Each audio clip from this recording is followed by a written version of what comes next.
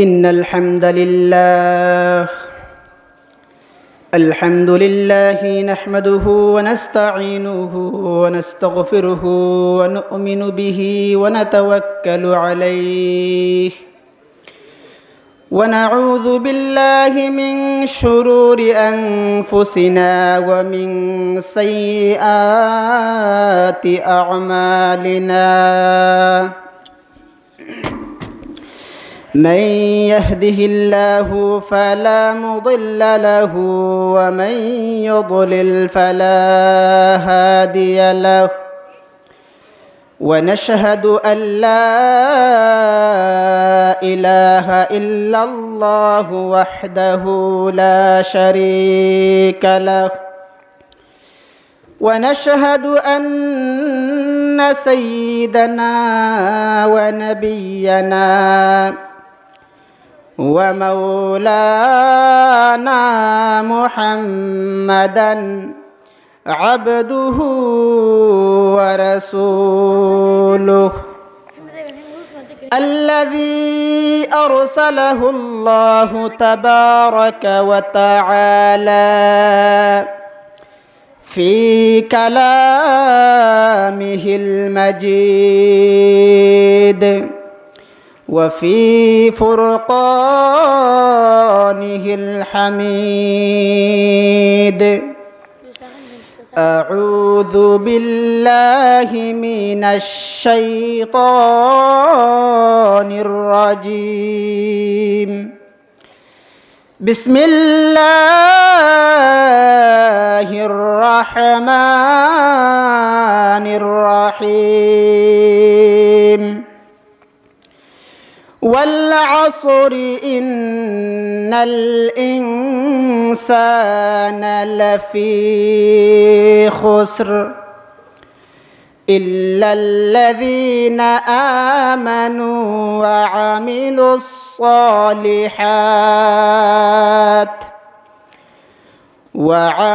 الصالحات وتواصوا بالحق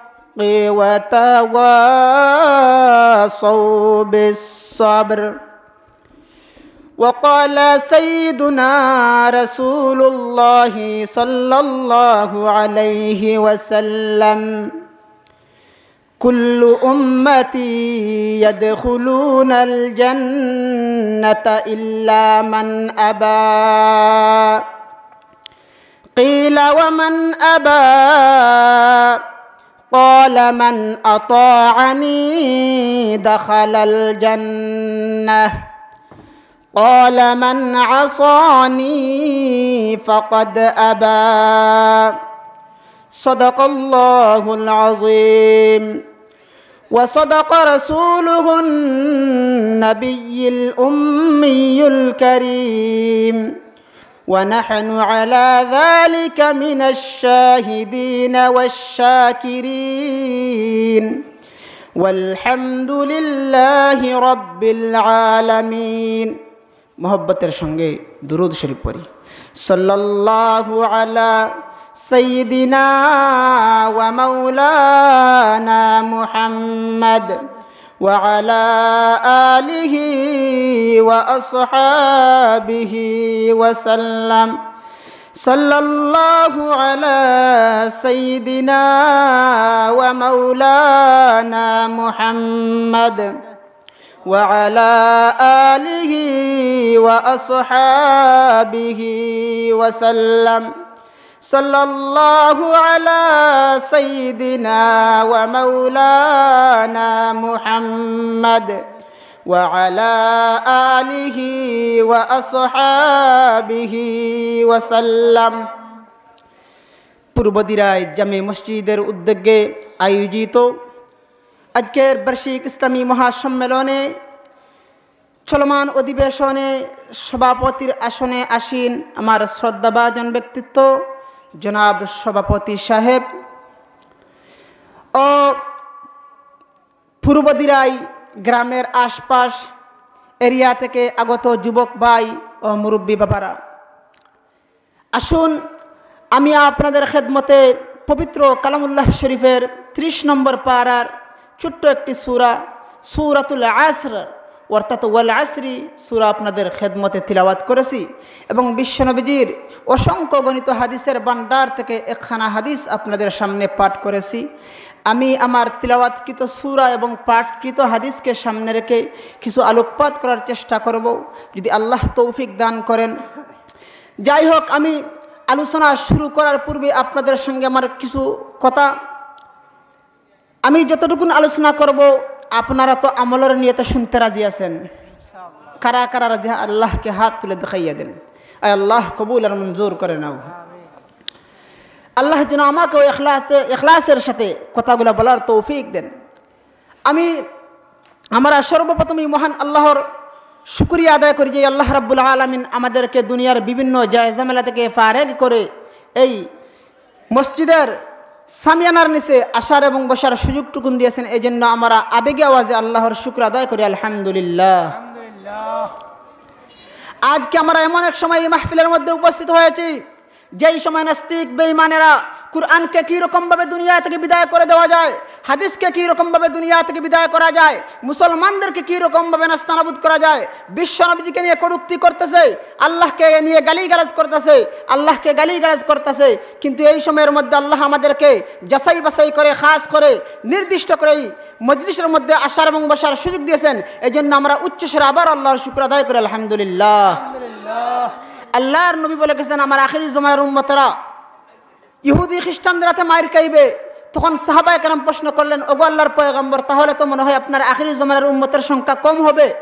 আল্লাহর পয়গম্বর বলেছেন, ও আমার সাহাবীরা, বরং আমার আখিরি জমানায় আমার উম্মতের সংখ্যা বেশি হবে। সাহাবায়ে কেরাম প্রশ্ন করেন, ওগো নবীজি, তাহলে আপনার আখিরি জমানার উম্মতরা মার কেন খাইবে? যদি আপনার উম্মতের সংখ্যা বেশি হয় তাহলে তারা মার কেন খাইবে? জবাবে আল্লাহর পয়গম্বর বলেছেন, ও আমার সাহাবায়ে কেরাম, আমার উম্মতরা মার খাবে দুটি কারণে। কয়টি কারণে? এক নম্বর, তাদের অন্তরের মধ্যে দুনিয়ার মহব্বত বদ্ধমূল হবে, তারা দুনিয়াকে বেশি মহব্বত করবে। দুই নম্বর, তারা মৃত্যুকে অধিক ভয় করবে। তারা বলবে, না জানি মরে যাই কি না, যদি আমি আজ জিহাদের ময়দানে যাই, তাহলে যদি আমি মারা যাই, তাহলে এই দুনিয়ার সুখ, এই আনন্দ কে বুক করবে? এই জন্য মুসলমানেরা মৃত্যুকে বেশি ভয় করে, যার কারণে আল্লাহর পয়গম্বর বলে গেছেন, আমার আখিরি জমানার উম্মতরা মায়ের খাইবে। আপনারা যারা ফেসবুক ইন্টারনেট ব্যবহার করেন, আপনারা দেখতে পান আজ কাশ্মীরের মধ্যে ছোট্ট ছোট্ট বাচ্চাদেরকে জবাই করে ওদেরকে ডাস্টবিনের মধ্যে ফেলে দিয়েছে এবং মা বোনদেরকে মানহানি করতেছে, তাদের ইজ্জতের উপর আঘাত করতেছে। কিন্তু এগুলো চুকে দেখলে আসলে বরদাস্ত হয় না। কিন্তু আমরা কি করব? আল্লাহর কাছে আমরা অন্তত দোয়া করতে পারবো, আল্লাহ যেন আমাদের এই মুসলমান ভাইদেরকে কাশ্মীরের মধ্যে আল্লাহ যেন ওদেরকে এই সমস্ত থেকে হেফাজত করেন এবং যেই নাস্তিক বেঈমানরা তাদের উপর নির্যাতন চালাইতেছে, আল্লাহ যেন ওদেরকে আসমানি গজব দ্বারা ধ্বংস করে দেন। যাই হোক আমার ভাই বন্ধুরা, আমার আর ভূমিকা দেওয়ার দরকার নেই। এই যে আমরা এই মজলিসে বসে রইলাম, আমাদের তো মনে হয় লস হওয়ার সম্ভাবনা আছে না লাভবান হওয়ার আশা করা যায়? আমার সঙ্গে যদি আপনারা একটু কথা বলেন তাহলে আমি মনে করব আপনারা আমার কথা বুঝতেছেন। আমার কথা তো বুঝতেছেন? এই যে আমরা এই মজলিসে বসলাম, আমরা তো লাভবান না ক্ষতিগ্রস্তে? লাভবান। আল্লাহ যখন দুনিয়ার মধ্যে মানব জাতি সৃষ্টি করবেন, অর্থাৎ আদম জাতি বানাইবেন, তখন আল্লাহ এইরকম মজলিসের মধ্যে ফেরেশতাদের সাথে পরামর্শ করলেন, হো আমার ফেরেশতারা, আমি দুনিয়ার মধ্যে মানব জাতি বানাইব, অর্থাৎ আদম জাতি বানাইব, তোমাদের পরামর্শ কি? তখন ফেরেশতারা বলে, আল্লাহ আপনি দুনিয়ার মধ্যে মানব জাতি বানাইবেন, ওরা তো দুনিয়ার মধ্যে যে ফিতনা ফাসাদ করবে, মার ডাঙ্গা করবে, খুনাখুনি করবে, রক্তপাত ঘটাবে, আপনার ইবাদত বন্দেগী করবে না। আপনার ইবাদত আর বন্দেগীর জন্য তো আমরা ফেরেশতাই যথেষ্ট, তাহলে আপনি কেন মানুষ বানাইবেন? ফেরেশতারা এইরকম কথা বলেছেন। তাহলে আমরা যে এই মজলিসে আসলাম, আমরা কি মার কাজ্জা করতেছি, খুনাখুনি করতেছি, রক্তপাত করতেছি, না আল্লাহর ইবাদত বন্দেগী করতেছি? এই যে আমরা এই যে বসে রইলাম, আল্লাহ ফেরেশতাদেরকে দেখাইয়া বলবেন, এই যে আমি যা কিছু বললাম এগুলো আল্লাহ কুরআনের সূরাতুল বাকারার এখানে আয়াতের মধ্যে বলেছেন, وَإِذْ قَالَ رَبُّكَ لِلْمَلَائِكَةِ إِنِّي جَاعِلٌ فِي الْأَرْضِ خَلِيفَةً قَالُوا أَتَجْعَلُ فِيهَا مَن يُفْسِدُ فِيهَا وَيَسْفِكُ الدِّمَاءَ وَنَحْنُ نُسَبِّحُ بِحَمْدِكَ وَنُقَدِّسُ لَكَ قال إني আ'লামু মা লা তা'লামুন। আমার ভাই বন্ধুরা আমার, যখন আল্লাহ দুনিয়ার মধ্যে মানব জাতি সৃষ্টি করবেন, আদম জাতি বানাইবেন, তখন আল্লাহ এইরকম সেমিনারের মধ্যে ফেরেশতাদের নিয়ে পরামর্শ করলেন, হো আমার ফেরেশতারা, আমি দুনিয়ার মধ্যে মানব জাতি বানাইতে চাই, তোমাদের পরামর্শ কেমনি? ফেরেশতারা জবাব দিও, মাওলা গো, আপনি কেন দুনিয়ার মধ্যে মানব জাতি বানাইবেন? কেন আপনি আদম জাতি বানাইবেন? ওরা তো দুনিয়ার মধ্যে যাইয়া ফিতনা ফাসাদ করবে, মারাডাঙ্গা করবে, খুনাখুনি করবে, রক্তপাত ঘটাবে, আপনার ইবাদত বন্দেগী করবে না, বরং আপনার ইবাদত আর বন্দেগীর জন্য আমরা ফেরেশতাই তো যথেষ্ট। না না না, মানুষ বানানোর কোনো প্রয়োজন নেই। এমনি আল্লাহ রাব্বুল আলামিন ফেরেশতাদেরকে আজকের দিনে যে আমরা এই মজলিসে বসে রইলাম, আল্লাহ ফেরেশতাদেরকে ইঙ্গিত দিয়ে বলবেন, হো আমার ফেরেশতা মারা বন্দারা এই মসজিদে বসে কি করতেছে, এই মজলিসের মধ্যে বসে কি করতেছে? এমনি ফেরেশতারা বলবে, ওগো আল্লাহ, আপনার বান্দারা এই মজলিসে বসে আপনাকে স্মরণ করতেছে, আপনি আল্লাহকে রাজি করার জন্য আপনার বান্দারা এই মজলিসের মধ্যে বসলো। এমনি আল্লাহ বলবেন, ও আমার ফেরেশতারা, আমার বান্দা কি কোনদিন আমি আল্লাহকে দেখছে? না গো মাওলানা, আপনার বান্দারা কোনদিন আপনি আল্লাহকে দেখে নাই। ও আমার ফেরেশতারা, তাহলে আমার বান্দারা কিসের জন্য এই মজলিসের মধ্যে বসলো? এমনি এই ফেরেশতারা বলবে, ওগো আল্লাহ, আপনার বান্দারা আপনাকে রাজি করার জন্য, রেজায়ে মাওলার জন্য এই মজলিসের মধ্যে বসলো। এমনি আল্লাহ রাব্বুল আলামিন বলবেন, ও আমার ফেরেশতারা, তোমরা বলেছিলে আমি বান্দা সৃষ্টি করব না, এখন তোমরা সাক্ষী থাকো, তোমাদেরকে সাক্ষী রাখি আমি আমার বান্দাদের জীবনের সমস্ত গুনাহ মাফ করে দিলাম। তাহলে লাভবান কিনা এরকম মজলিসে বসার দ্বারা? যদি বান্দা এই মজলিসের মধ্যে আসিয়া যদি খালিস নিয়তে তওবা করে আল্লাহর কাছে নিজের গুনাহকে সামনে নিয়ে যদি বান্দা আমি আল্লাহর কাছে চাই, তাহলে আমি আল্লাহ তার জীবনের সমস্ত গুনাহ মাফ করে তাকে সমস্ত গুনাহ থেকে পবিত্র বানাইয়া তার বাড়ি পর্যন্ত পৌঁছাইয়া দিব।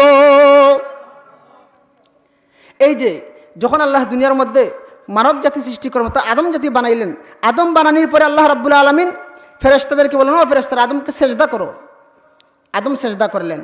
আল্লাহ ইবলিসকে বলেন, হো ইবলিস, তোমরা আমার আদমকে সেজদা করো। কিন্তু ইবলিস সেজদা করল না, ইবলিস অস্বীকার করল, না না না, আমরা হইলাম আগুনের তৈরি, আগুনের অভ্যাস হলো উপরের দিকে যাওয়া, আর আদম হইল মাটির তৈরি, আর মাটির অভ্যাস হলো নিচের দিকে যাওয়া, তাহলে তো আমরা আদম থেকে শ্রেষ্ঠ, তাহলে কেন আমরা আদমকে সেজদা করব? তখন আল্লাহ রাব্বুল আলামিন বলেছেন, হো ইবলিস, সারাটা জিন্দগি তুমি লানতের মধ্যে থাকবে, সারাটা জিন্দগি তুমি অভিশপ্তদের মধ্যে থাকবে। তখন ওই ইবলিসটা বলল, আল্লাহ, তাহলে আমরা যেহেতু বরবাদি হইয়া গেলাম, লানতের মধ্যে থাকবো, তাহলে আপনি আমাদেরকে এমন একটি শক্তি দিয়ে দেন যে শক্তির দ্বারা আমরা প্রত্যেকটা আদমের রোগের আশায় ঢুকে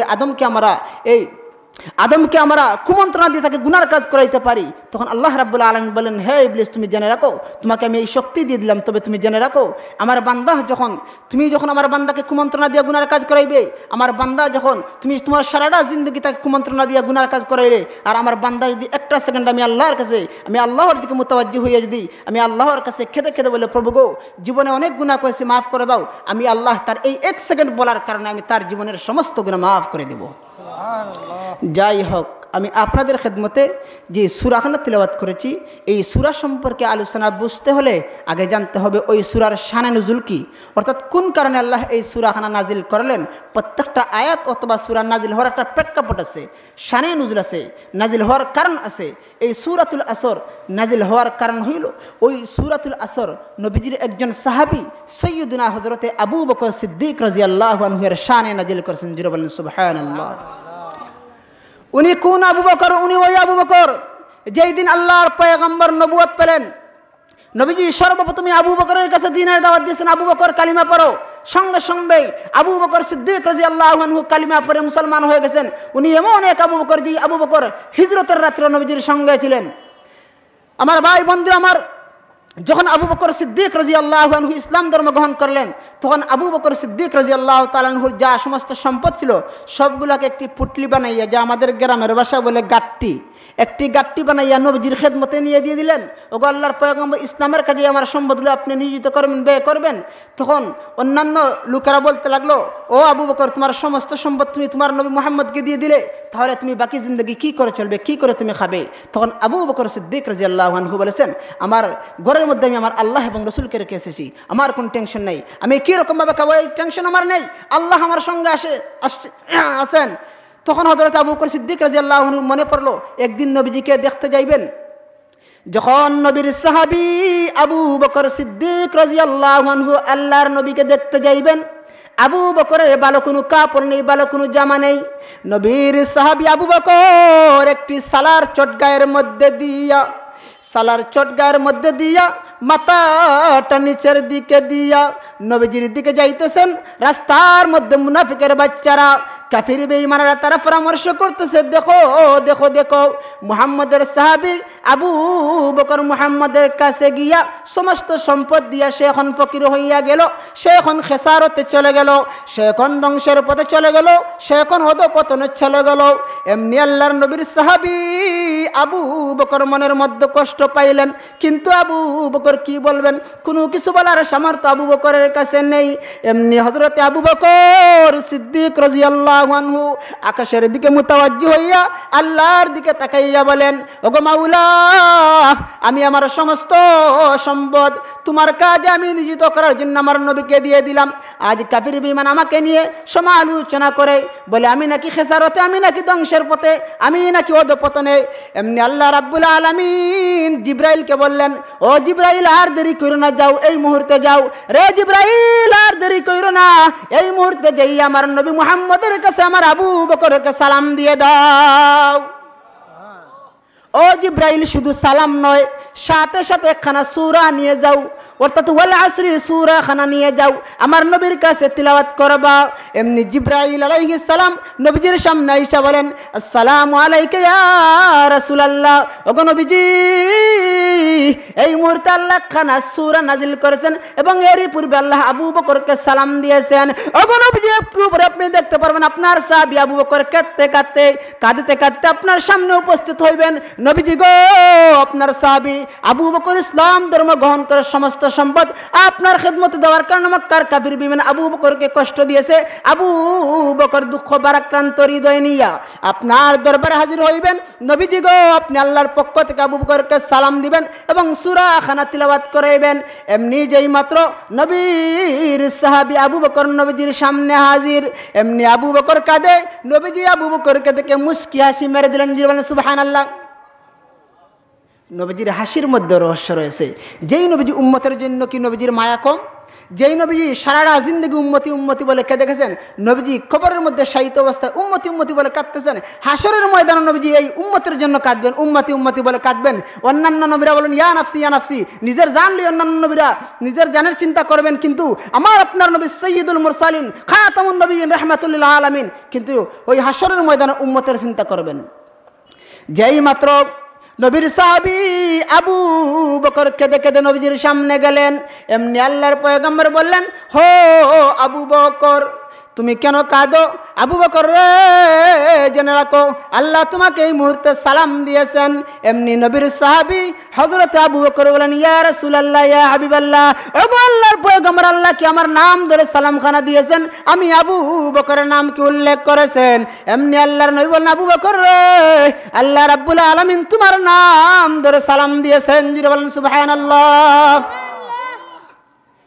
এমনি নবীজি তিলাওয়াত করলেন, ওয়াল আসরি ইন্নাল ইনসানা লাফি খুসর। ওয়াল আসর, ওয়াও শব্দটা ওয়াও কসমিয়া, কসমের জন্য এসেছে। ওয়াল আসর, আসরের কসম, সময়ের কসম। ইন্নাল ইনসানা লাফি খুসর, নিশ্চয়ই দুনিয়ার সব মানুষ খেসারতে, দুনিয়ার সব মানুষ অধঃপতনে, দুনিয়ার সব মানুষ ধ্বংসের পথে। ইল্লাল্লাযীনা আমানু, তবে তারা অধঃপতনে নয়, তবে তারা ধ্বংসের পথে নয় যারা ঈমান আনয়ন করেছে। জুড়ে সুবহানাল্লাহ বলেন। আমার ভাই বন্ধুরা, আমার সুবহানাল্লাহ বলার দরকার আছে কিনা? যখন হাসরের ময়দানে স্বামী স্ত্রীকে পরিচয় দিবে না, মানুষেরা পেরেশান অবস্থায় থাকবে, সূর্য মাথা থেকে আধার দূরেই থাকবে, মানুষেরা সূর্যের তাপ সহ্য করতে পারবে না। হাসরের ময়দানে যে এই সময় মানুষ উঠবে, মানুষেরা উলঙ্গ অবস্থায় হাসরের ময়দানে দণ্ডায়মান থাকবে।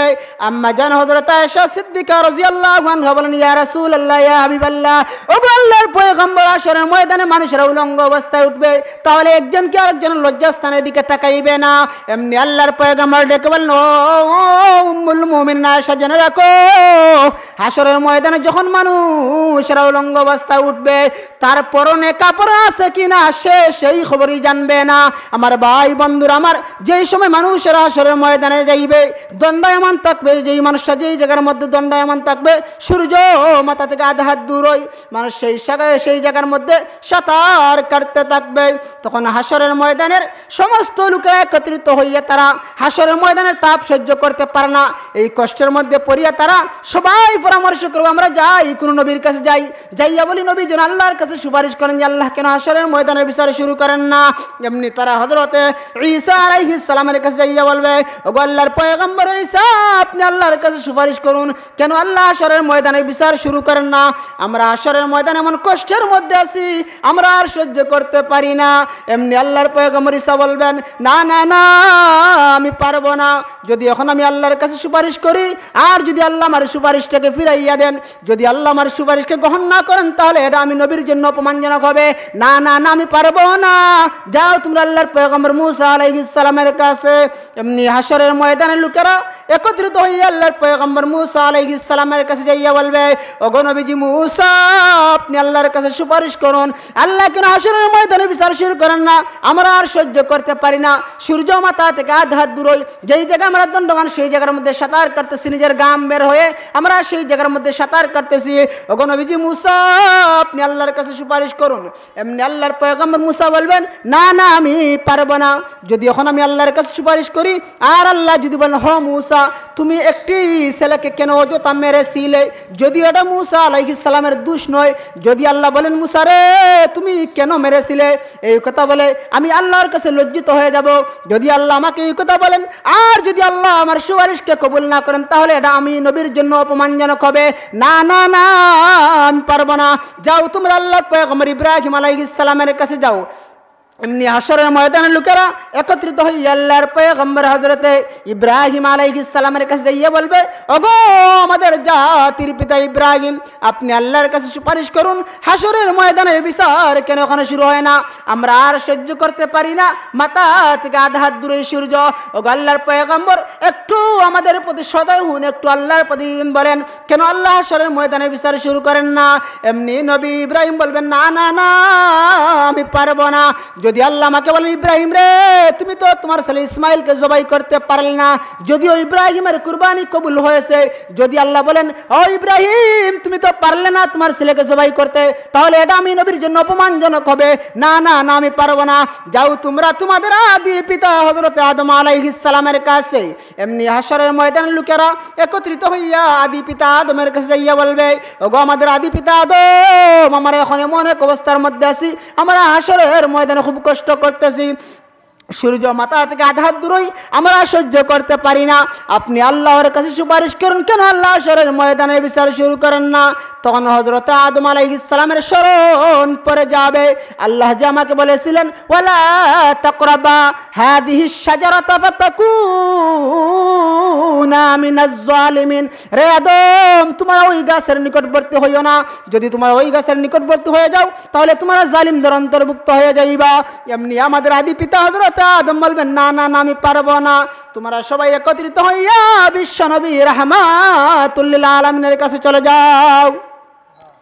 যেই মাত্র হাসরের ময়দানের লোকেরা একত্রিত হইয়া বিশ্ব নবী রাহমাতুল লিল আলামিনের কাছে যাইয়া বলবে, ওগো নবীজি, আমরা এমন এক ভয়াবহ অবস্থায় আছি হাসরের ময়দানে, সূর্য মাথা থেকে আধা হাত দূরে আমরা আর সহ্য করতে পারি না, আপনি আল্লাহর কাছে সুপারিশ করুন। এমনি আমাদের নবী, মায়ের নবী, বিশ্ব নবী মকামে মাহমুদের মধ্যে সেজদায় পড়ে যাবেন, সেজদায় পড়ে উম্মতের জন্য কাঁদবেন, আল্লাহ হাসরের ময়দানে বিচার শুরু করে দেন। এমনি আল্লাহ রাব্বুল আলামিন আমাদের নবী বিশ্ব নবীজির সুপারিশ হাসরের ময়দানের বিচার শুরু করে দিবেন। সুবহানাল্লাহ। কেমন নবী বিশ্ব নবী রাহমাতুল লিল আলামিন। ওই আবু বকর সিদ্দিক রাদিয়াল্লাহু আনহুর শানে সূরাখানা নাজিল হয়েছে, যেই আবু বকর নবীজির সারাটা জিন্দগি নবীজির পাশে আবু বকর সিদ্দিক রাদিয়াল্লাহু তাআলা আনহু, ওই আবু বকর সম্বন্ধে হযরতে উমর ফারুক রাদিয়াল্লাহু আনহু বলেন, যদি আমি আমার সারাটা জিন্দগির আমল উমরকে দিয়ে দেই, যে আবু বকরকে দিয়ে দেই, আর আবু বকর যদি তার হিজরতের রাতের আমলটা আমাকে দিয়ে দিত, তাহলে আমি উমর ইবনুল খাত্তাবের জীবনটা সার্থক হয়ে যেত। কিন্তু ওই উমরের জন্য আল্লাহ রাব্বুল আলামিন জান্নাতের মধ্যে একখানা বালাখানা রেখেছেন, যেই বালাখানা বিশ্বনবীজি যখন মেরাজে গেলেন, বিশ্বনবীজির মনকে ওই বালাখানা কেড়ে নিল। যখন নবীজি মেরাজে গেলেন, ওই বালাখানার দিকে তাকাই আল্লাহর নবী আর কোনো দিকে যান না। তখন জিব্রাইল বলেন, ওগো নবীজি, আপনি এই বালাখানার দিকে তাকাইয়া রইলেন, আপনি জান্নাত জাহান্নাম সব কিছু দেখবেন, এমনকি সিদরাতুল মুনতাহার মধ্যে যাইবেন, কিন্তু এই বালাখানার দিকে কেন তাকাই আছেন? তখন নবীজি বলেন, এই বালাখানাটা কার? তখন জিব্রাইল বলেন, এই বালাখানাটা আপনার সাহাবী হযরত ওমর ইবনুল খাত্তাবের। তখন নবীজি এই বালাখানার দিকে তাকাই আছেন, এমনি জিব্রাইল বলেন, ইয়া রাসূলুল্লাহ, ইয়া হাবিবাল্লাহ, আপনি এই বালাখানার ভিতরে চলে যান। তখন নবীজি বলেন, মালিক তো নাই, মালিক ছাড়া তো, মালিকের ঘরে অনুমতি ছাড়া তো মালিকের ঘরে ঢুকা যায় না। না না, আমি যাব না। তখন বিশ্বনবী রাহমাতুল্লিল আলামিন শুধু এই ঘরের দিকে তাকাই আছেন। এরপর জিব্রাইল আলাইহিস সালাম বলেন, ওগো নবীজি, আপনি চলে আসেন, আপনাকে রাত্রের মধ্যে আবারও আমি আপনার গন্তব্যস্থানে নিয়ে দিয়ে আসতে হবে।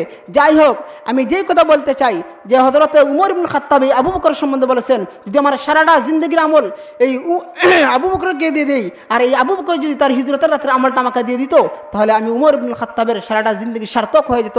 আর এই উমর সম্বন্ধে আল্লাহর পয়গম্বর হাদিসের মধ্যে বলেছেন, লাউ কানা বাদি নাবিয়্যান লাকানা উমর, যদি আমি বিশ্বনবীর পরে কোন নবী হইতো, তাহলে আল্লাহ উমরকে নবী বানাইয়া পাঠাইতো। তাহলে এরপর বিশ্বনবী অন্যান্য হাদিসে বলেছেন, আনা খাতামুন নাবিয়্যিন লা নাবিয়্যা বাদি, আমি শেষ নবী, আমার পরে আর কোন নবী আসবেন না। তাহলে বিশ্বনবী বলেছেন, যদি আমি নবীর পরে যার অন্যান্য কোন নবী আসতো, তাহলে আল্লাহ উমর ইবনুল খাত্তাবকে নবী বানাইয়া পাঠাইতো। এই যে গোলাম আহমদ কাদিয়ানী, সে বলেছেন নবী, নবী না বন্ড? গোলাম আহমদ কাদিয়ানী নবী না বন্ড? বন্ড। বিশ্বনবী বলেছেন, আমার পরে আর কোন নবী আসবেন না, আমি শেষ নবী, আমার মাধ্যমে আল্লাহ নবুয়তের দরজাকে বন্ধ করে দিয়েছেন। তো এই যে গোলাম আহমদ কাদিয়ানী এমন এত বড় এক নাস্তিক, কাফির, গোলাম আহমদ কাদিয়ানীকে কাফির বলতে হবে। আমাদের উলামায়ে কেরাম বলেছেন, গোলাম আহমদ কাদিয়ানী নিঃসন্দেহে কাফির, ঠিক কিনা? এই গোলাম আহমদ কাদিয়ানী তার কিরকম ভাবে মৃত্যু হইল? এই গোলাম আহমদ কাদিয়ানী যখন নবুয়তি দাবি করলো, তখন একদিন সে বসা, ইবলিস আসিয়া বলল, ও গোলাম আহমদ কাদিয়ানী, তুমি কি মেরাজ করবা না? আরও তোমাকে মেরাজ করাইয়া নিয়ে আসি। গোলাম আহমদ কাদিয়ানী কই, মুহাম্মদুর রাসূলুল্লাহ মেরাজ করেছে 1400 বছর আগে, আর এখন আমাকে মেরাজ করাইবা? তোমার মনে হয়েছে এখন আমাকে মেরাজ করাইবা? তুমি কে? বলে, আমি আল্লাহর রহমতের ফেরেশতা জিবরাইল। জিবরাইল না ইবলিস? ইবলিস। ও তখন ইবলিস বললো, এখন তো পাম্পট্টি দেওয়ার দরকার, এখন যদি আমি পাম্পট্টি না দিই তাহলে তো যাইবে না। তখন বলল, ও কাদিয়ানী, এখন যদি আপনি না যান তাহলে আপনার কিন্তু সময় লস হইতেছে, এখন আপনি চলেন, আপনাকে মেরাজ করাইয়া নিয়ে আসি, সময় তো কম, যাইতে হবে, তো মেরাজ তো করতে হবে। আর মুহাম্মদ রাসূলুল্লাহ 1400 বছর আগে মেরাজ করেছে, এতে কি হয়েছে? তুমি তো এখন করার। ও তখন গোলাম আহমদ কাদিয়ানী সে রাজি হইল। তখন ইবলিসটা তার ডানার মধ্যে নিয়ে গোলাম আহমদ কাদিয়ানী উপরের দিকে যেতে লাগলো। তখন ফজরের আজান হয়ে গেল, মুয়াজ্জিন বলেছেন, আল্লাহু আকবার, আল্লাহু আকবার। যখন ফজরের আজান যখন হয়, তখন শয়তান এই যতটুকু পর্যন্ত আওয়াজ শোনা যায়, এই জায়গার মধ্যে শয়তান আর থাকে না, শয়তান উপরের দিকে উঠতে আসে। যখন ফজরের আজান হতে লাগলো, তখন এই শয়তানটা একটি জাকার দিল, জাকার দেওয়ার সঙ্গে সঙ্গে গোলাম আহমদ কাদিয়ানীটা নিচে পড়ে গেল, এমন এক জায়গার মধ্যে পড়লো। এই জায়গাটা ছিল বাথরুম। আগেকার যুগে আমরা দেখেছি, আগে বাঁশ দিয়ে মানুষে বাথরুম বানাইতো কিনা, এখন তো কমেন্ট এগুলা বিভিন্ন ইংলিশ বাংলা বিভিন্ন জাতের বাথরুম বাহির হয়েছে, কিন্তু আগেকার যুগে ছিল বাঁশ দিয়ে মানুষ বাথরুম বানাইতো। ওই বাথরুমের মধ্যে গোলাম আহমদ কাদিয়ানী সুজা পরে মারা গেল। তাহলে কি ও নবী? ওর একটি চক্ষু ছিল কানা। আল্লাহ কি কোন নবীকে কানা বানায় পাঠাইছেন, অন্ধ বানায় পাঠাইছেন? এটা কি নবীর শান? সে নবুয়তি দাবি করে। আল্লাহর পয়গম্বর বলে গেছেন, আমার পরে যে নবুয়তি দাবি করবে আর যারা ওই মিথ্যা নবুয়তদারীদের বিরুদ্ধে যুদ্ধ করবে, আমি আল্লাহ তাদের জন্য হাসরের ময়দানে সুপারিশ করব। যাই হোক, আমি যেই কথা বলতেছিলাম, হযরত আবু বকর সিদ্দিক রাদিয়াল্লাহু আনহু নবীজির সারাটা জিন্দগি নবীজির পাশে ছিলেন। বিশ্ব নবীজি যখন দিনের দাওয়াত দেওয়া আরম্ভ করলেন, যখন নবীজি নবুয়ত পেলেন, তখন মানুষের দ্বারে দ্বারে যাইয়া দিনের দাওয়াত দেন। লোকেরা কিন্তু কালিমা পড়ে না, বিভিন্নভাবে নবীজিকে কষ্ট দেওয়া আরম্ভ করলো। যখন বিশ্ব নবী রাহমাতুল্লিল আলামিন 13টি বছর এই মক্কার মধ্যে দিনের দাওয়াত দিলেন, কিন্তু লোকেরা দিনের দাওয়াত গ্রহণ করে না। আল্লাহর নবী বিশ্বনবী রাহমাতুল্লিল আলামিনকে বিভিন্নভাবে কষ্ট দিতে আরম্ভ করলো। আবু বকর সিদ্দিক রাদিয়াল্লাহু আনহু বলেন, ইয়া রাসূলুল্লাহ, ইয়া হাবিবাল্লাহ, আপনি হিজরত করে মদিনায় চলে যান, এই মক্কার মধ্যে আপনি আর থাকতে পারবেন না। মক্কার কাফির বেঈমানরা আপনাকে মক্কার মধ্যে থাকতে দিবে না, আপনাকে তারা মেরে ফেলবে। এমনি এই মক্কার কাফির বেঈমানরা নবীজিকে মারার জন্য তারা দারুন নাদওয়া নামক এক জায়গার মধ্যে তারা পরামর্শ করলো, আমরা কীরকমভাবে মুহাম্মদকে আমরা শায়েস্তা করতে পারি। তারা পরামর্শ করলো, তারা বসে মিটিং করে তারা বললো, প্রত্যেকে পরামর্শ দাও মুহাম্মদকে কী করতে হবে। একজন বলল, মুহাম্মদকে আমরা এই দেশ থেকে তাড়িয়ে অন্য দেশে দিয়ে দিই, তাহলে তো দিনের দাওয়াত বন্ধ হয়ে যাবে। তখন আরেকজন লোক ডেকে বলে, না না না, এই দেশ থেকে অন্য দেশের মধ্যে চলে গেলে এই মুহাম্মদ অন্য দেশের মধ্যে যাইয়া দিনের দাওয়াত দিয়া মানুষকে মুসলমান বানাইয়া আমাদের সঙ্গে যুদ্ধ করার জন্য আসবে, না না না, এটা হতে পারে না। এরপরে আরেকজন বলল, তাহলে আমরা মুহাম্মদকে জেলের মধ্যে বন্দি করে রাখি। তখন আরেকজন বলল, জেলের মধ্যে যদি আপনারা বন্দি করে রাখেন, তাহলে এই যে মুহাম্মদের সাহাবীরা তারা কম হলেও তারা এই যে কাফির বিমানদেরকে তারা ভয় করে না, তারা এই জেল ভেঙে মুহাম্মদকে বের করে নিয়ে আসবে, না না, এটা হতে পারে না, মুহাম্মদকে হত্যা করতে হবে। যা কুরআনের আয়াতের মধ্যে আল্লাহ রাব্বুল আলামিন বলে দিয়েছেন, وَإِذْ يَمْكُرُ بِكَ الَّذِينَ كَفَرُوا لِيُثْبِتُوكَ أَوْ يَقْتُلُوكَ أَوْ يُخْرِجُوكَ وَيَمْكُرُونَ وَيَمْكُرُ اللَّهُ ওয়াল্লাহু খায়রুল মাকিরিন। ও বিশ্ব নবী রাহমাতুল লিল আলামিন, মক্কার কাফির বেঈমান আপনাকে তার জেলের মধ্যে বন্দী করার চক্রান্ত করেছে। ওগো নবীজি, মক্কার কাফির বেঈমান আপনাকে তারা দেশ থেকে বহিষ্কার করার চক্রান্ত করেছে। ইয়া রাসূলুল্লাহ, ইয়া হাবিবাল্লাহ, মক্কার কাফির বেঈমান আপনাকে হত্যা করার চক্রান্ত পর্যন্ত করেছে।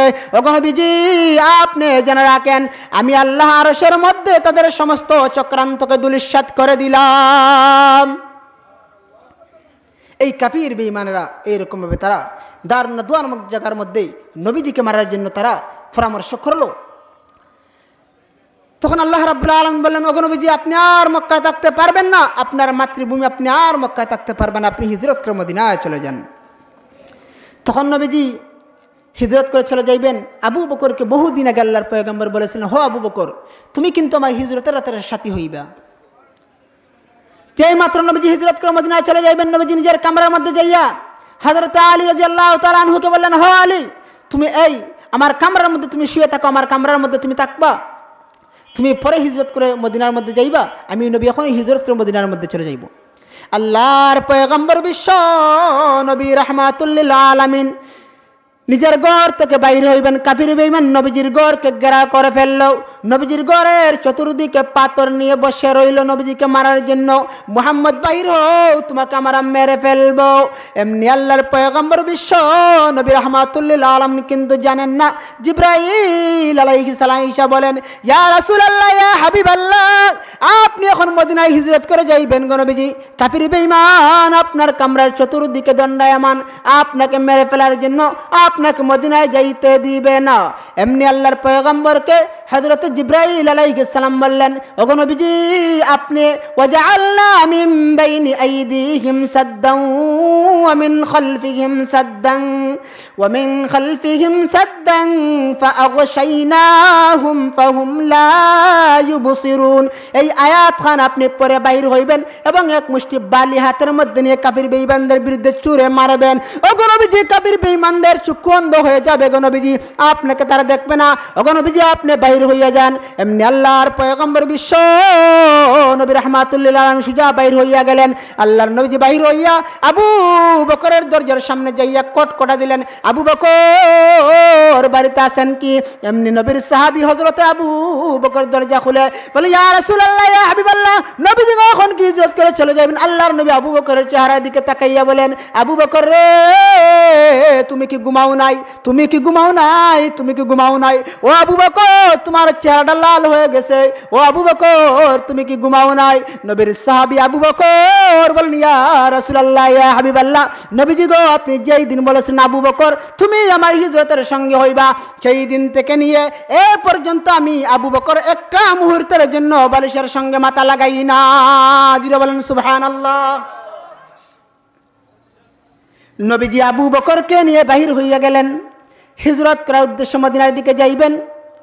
আল্লাহর পয়গম্বর যখন বাইর হইলেন, আবু বকর নবীজির চতুর্পার্শ্বে ঘোরাঘুরি করে। যখন আপনারা দুইজন একসঙ্গে সফর করেন, যদি আপনার সাথে একজন যদি আপনার চতুর্পার্শ্বে ঘোরাঘুরি করে, অন্য লোকজন ফলো করবে কিনা? জুড়ে বলেন, ফলো করবে কিনা? ফলো করবে। আবু বকর নবীজির চতুর্পার্শ্বে ঘোরাঘুরি করতেছে। আল্লাহর পয়গম্বর বললেন, রে আবু বকর, তুমি কেন আমার চতুর্পার্শ্বে ঘোরাঘুরি করো? এমনি নবীর সাহাবী আবু বকর বলেন, ইয়া রাসূলুল্লাহ, ইয়া হাবিবাল্লাহ, নবীজি গো, যখন আমি আপনার পিছনে যাই আমার মনে পড়ে আপনার সামনের কথা। যদি কোনো কাফির বেঈমান আপনার সামনে দিয়ে আপনাকে আঘাত করে গো নবীজি, আমি আবু বকরের শরীরে বিন্দু পরিমাণ রক্ত থাকা অবস্থায় আপনার শরীরে ফুলের ছিটা পড়তে দিব না। এমনি যখন গো নবীজি আমি ডান পাশে, আপনার বাম পাশের কথা আমার মনে পড়ে, যখন আমি বাম পাশে চলে যাই আপনার ডান পাশের কথা আমার মনে পড়ে। ও গো নবীজি, আমি আবু বকর দুনিয়া থাকা অবস্থায় কোনো কাফির বেঈমান আপনার শরীরে একটা ফুলের ছিটা লাগাইতে পারবে না। এমনি নবীজি আবু বকরকে নিয়ে হিজরত করে মদিনায় চলে গেলেন। নবীজি যাওয়ার আগে এই কঙ্করওয়ালা রাস্তা দিয়া নবীজি যাইতেছেন। নবীজির পায়ের মধ্যে নবী কষ্ট পাইতেছেন, পা খালাইয়া যাইতেছে, চামড়া উঠে যাইতেছে। এমনি হযরত আবু বকর সিদ্দিক রাদিয়াল্লাহু আনহু বলেন, ইয়া রাসূলুল্লাহ, ইয়া হাবিবাল্লাহ, ও আল্লাহর পয়গম্বর, আপনি কঙ্করওয়ালা রাস্তা দিয়ে হাইটা যাইবেন না গো নবী, না। আজকে আমি আপনাকে হিজরতের রাত্রে আপনাকে আমি সরি হইয়া আপনাকে নিয়ে আমি মদিনায় চলে যাব। বলেন সুবহানাল্লাহ। নবীজি যেই মাত্র সামনে অগ্রসর হইয়া নবীজি এক জায়গার মধ্যে আশ্রয় নিবেন, যেই জায়গার নাম হলো গারে সুর গুহা। এটা অনেক পুরাতন গুহা। নবীজি এই গারে সুরের মধ্যে প্রবেশ করবেন। হযরত আবু বকর সিদ্দিক রাদিয়াল্লাহু আনহু বলেন, ইয়া রাসূলুল্লাহ, ইয়া হাবিবাল্লাহ, ওগো নবীজি,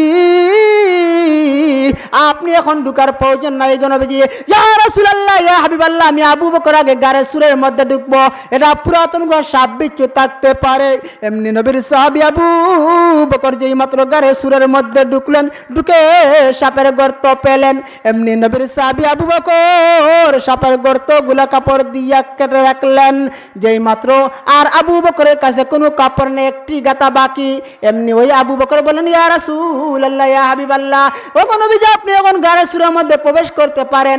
আবু বকর একটি গাতার মধ্যে নিজের পাকে রেখে দিয়া নবীজিকে ওনার হাঁটুর মধ্যে শয়ন করাইলেন। নবীজি লম্বা সফর করে নবীজির শরীরটা দুর্বল হয়ে গেছে, নবীজি ঘুমের মধ্যে পড়ে গেলেন। হঠাৎ করে এই বিচ্ছুটা আবু বকরের পায়ের মধ্যে দংশন করে দিল।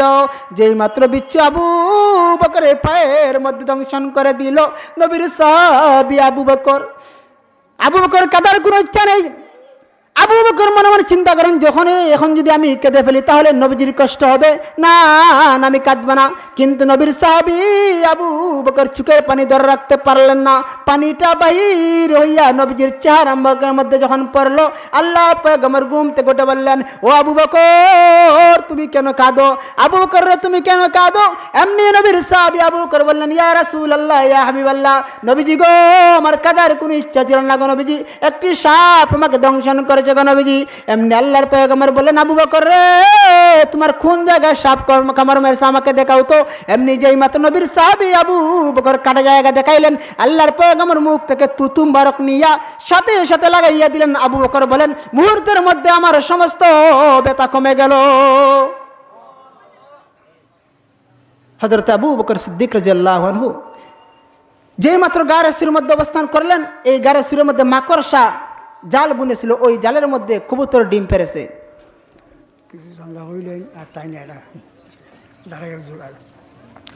তখন হযরত আবু বকর সিদ্দিক রাদিয়াল্লাহু আনহু যেই সময় আল্লাহ রাসূলকে বলেন, ওগো নবীজি, এই গারে সুরের মধ্যে তো কাফির বিমান আমাদেরকে দেখে ফেলবে। তখন আল্লাহর পয়গম্বর বলেন, রে আবু বকর, লা তাহজান ইয়া আবু বকর, ইন্নাল্লাহা মা'ানা। হে আবু বকর, টেনশনের কোনো কারণ নেই, আল্লাহ রাব্বুল আলামিন আমাদের সঙ্গে আছেন, কোনো টেনশন নেই।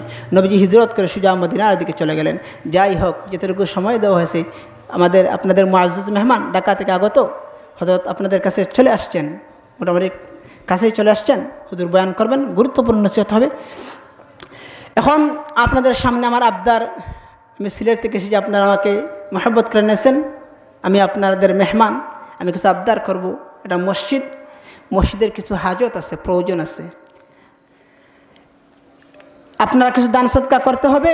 হাদিসের মধ্যে আছে, as-সাদকাতু তারুদ্দুল বালা ওয়া তাজিদু ফিল উমরি, সদকা খয়রাত করলে বালা মুসিবত দূর হয় এবং হায়াতের জিন্দেগিতে আল্লাহ রাব্বুল আলামিন বরকত দান করেন। ও ভাই বন্ধুরা আমার, সদকা করার দরকার আছে। যখন হাসরের ময়দানে আপনার পেরেশান অবস্থা থাকবেন, যখন জাহান্নামের দিকে চলে যাইবেন, তখন আল্লাহ রাব্বুল আলামিন হয়তো তোমার এই সদকার কারণে এইটাকে নাজাতের উসিলা বানিয়ে আল্লাহ তোমাকে মাফ করে দিবেন। আমার ভাই বন্ধুরা আমার, যাই হোক, আপনারা যারা আছেন আমি কিছু আবদার করব। 1000 করে 5 জন ভাই হাত উঠাইলে আমি খুশি হব, আপনাদের জন্য আমি দোয়া করব। সর্বপ্রথম কে 1000 টাকা দিবেন? হাতটা তুলে আল্লাহকে দেখাইয়া দেন। ইজাজুল ভাই 1000 টাকা। ইজাজুল মিয়া আল্লাহ রাব্বুল আলামিন, ইজাজুল ভাই আল্লাহ রাব্বুল আলামিন এই মসজিদের মধ্যে আল্লাহ 1000 টাকা দিয়েছেন। ওগো আল্লাহ, তুমি ইজাজুল ভাই একটা আল্লাহ দান সদকাকে আল্লাহ তুমি কবুল আর মঞ্জুর করে নাও। ইয়া আল্লাহ রাব্বুল আলামিন, এই দান সদকা রাসূলুল্লাহ আল্লাহ উনার জমিয়া মুর্দাগানকে আল্লাহ মাফ করে দাও, হায়াতের জিন্দেগিতে আল্লাহ বরকত দান ফরমাও।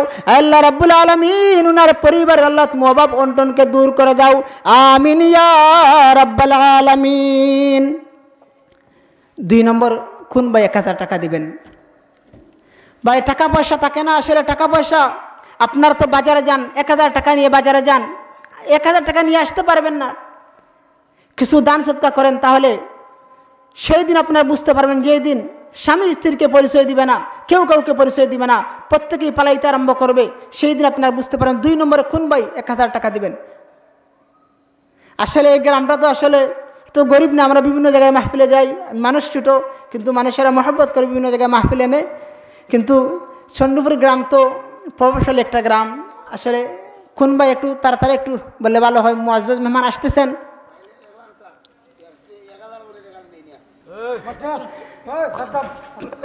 পারবেন কোন ভাই 1000? তাহলে কমলো 500। কোন ভাই পারবেন দিতে? 500 টাকা কোন ভাই দিতে পারবেন? আল্লাহ, আল্লাহ রাব্বুল আলামিন তোমার এক মায়ের বান্দা মজনু মিয়া আল্লাহ 500 টাকা তোমার করে দান করেছেন। আল্লাহ রাব্বুল আলামিন তোমার বান্দার দানকে আল্লাহ তুমি কবুল আর মঞ্জুর করে নাও। আল্লাহ এই দানের উসিলায় আল্লাহ উনার জীবনের সমস্ত গুনাহকে মাফ করে দাও। আল্লাহ রাব্বুল আলামিন এই দানের উসিলায় আল্লাহ উনার জমিয়া মুর্দাগানকে মাফ ফরমাও। আল্লাহ রাব্বুল আলামিন উনাকে আল্লাহ তুমি দিনদার মুত্তাকি পরহেজগার বানিয়ে নাও। আমিন ইয়া রাব্বাল আলামিন। আল্লাহ রাব্বুল আলামিন আফান মিয়া ভাই আল্লাহ তোমার এক মায়ের বান্দা আল্লাহ আল্লাহর ঘর মসজিদের মধ্যে আল্লাহ 1000 টাকা দিয়েছেন। আল্লাহ তুমি উনার দান সদকাকে কবুল আর মঞ্জুর করে নাও। আমিন ইয়া রাব্বাল আলামিন। আল্লাহ রাব্বুল আলামিন আফান মিয়া ভাই মেয়ে আল্লাহ 100 টাকা দান করেছেন। আল্লাহ একটু আগে আল্লাহ আফান মিয়া ভাই 1000 টাকা দিয়েছেন, এখন উনার মেয়ে আল্লাহ 100 টাকা দিয়েছেন। আল্লাহ উনার সমস্ত আল্লাহ হাজতকে তোমার গাইবি ফয়সালা আল্লাহ তুমি কবুল করে নাও। আল্লাহ উনার হায়াতের জিন্দগির মধ্যে আল্লাহ বরকত দান করে নাও। আল্লাহ রাব্বুল আলামিন উনার পরিবারের মধ্যে আল্লাহ তুমি দিনদার মুত্তাকি বানাইয়া দাও। আমিন ইয়া রাব্বাল আলামিন। আল্লাহ তোমার এক বান্দা মঞ্জুর আলম ভাই আল্লাহ আল্লাহর ঘর মসজিদের মধ্যে আল্লাহ 100 টাকা দান করেছেন। আল্লাহ রাব্বুল আলামিন তোমার বান্দার দান সদকা আল্লাহ কবুল করে নাও। আল্লাহ এই দান রসুল আল্লাহ তুমি উনার জীবনের সমস্ত গুনাহ মাফ করে নাও, উনার জমিয়া মুর্দাগানকে আল্লাহ মাফ করে দাও। আমিন ইয়া রাব্বাল আলামিন। কত টাকা কত পয়সা ভাই ও কারণে চলে যায়, আল্লাহর ঘরে দান করিলে পরকালে পাওয়া যায়। আপনারা আসলে এক দান করলে আপনারা 10 পাইবেন। হযরত আলী রাদিয়াল্লাহু তাআলা আনহু আল্লাহ একজন ভাই আল্লাহ 10 টাকা দিয়েছেন। আল্লাহ উনার দানকে আল্লাহ কবুল আর মঞ্জুর করে নাও। আল্লাহ উনার হায়াতের জিন্দেগিতে আল্লাহ বরকত দান করো। আমিন ইয়া রাব্বাল আলামিন। আমার ভাই বন্ধুরা, আমার হযরত আলী রাদিয়াল্লাহু তাআলা আনহুর আল্লাহ রাব্বুল আলামিন আব্দুল করিম ভাই আল্লাহ 50 টাকা আল্লাহ তোমার ঘর মসজিদের মধ্যে আল্লাহ দান করেছেন। উনার দান সদকা আল্লাহ তুমি কবুল আর মঞ্জুর করে নাও। আমিন ইয়া রাব্বাল আলামিন। হযরত আলী রাদিয়াল্লাহু তাআলা আনহুর 2 ছেলে হাসান আর হুসাইন, আপনারা অবশ্য নাম শুনেছেন। হাসান হুসাইন রাদিয়াল্লাহু তাআলা আনহু উনার মা হযরত ফাতিমাতুজ জাহরা রাদিয়াল্লাহু তাআলা আনহার কাছে গিয়ে বললেন, হো আমার মা, আজকে 3 দিন ধরে খানা খাই না, আর পেটের খিদে সহ্য করতে পারি না, খানা দিয়ে দাও। এমনি হযরত ফাতিমাতুজ জাহরা মা হযরত আলী রাদিয়াল্লাহু তাআলাকে পুরাতন একখানা চাদর দিয়ে বললেন, হো আমার স্বামী, এই চাদরখানা বিক্রি করে কিছু খানা নিয়ে আসো। যখন হযরত আলী রাদিয়াল্লাহু আনহু বাজারের মধ্যে গেলেন, যাইয়া ওই চাদরখানা বিক্রি করেন। বিক্রি করার পর 6 দিরহাম বিক্রি করেন। যাই হোক, আমাদের মুআজ্জিজ মেহমান এসে গেছেন।